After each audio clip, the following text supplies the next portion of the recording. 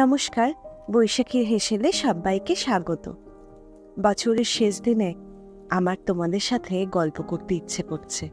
অনেকেই হয়তো পিকনিক বা ঘুরতে বেরিয়ে পড়েছ, আমি কিন্তু বাড়িতেই ছুটি কাটাচ্ছি।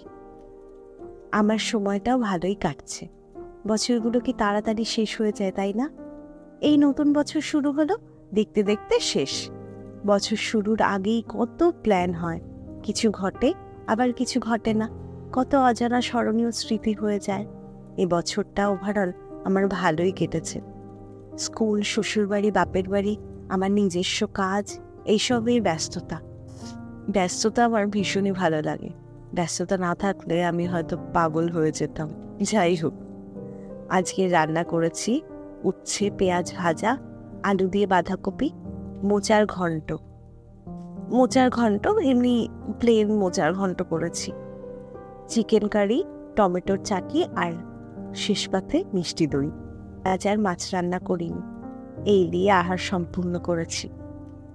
পুরনোকে ভালোভাবে বিদায় দিয়ে নতুন বছরের দিনগুলো তোমাদের ভালোভাবে কাটুক, প্রতিটি দিন আনন্দ খুশিতে ভরে উঠুক। ভগবানের কাছে এটাই প্রার্থনা করি।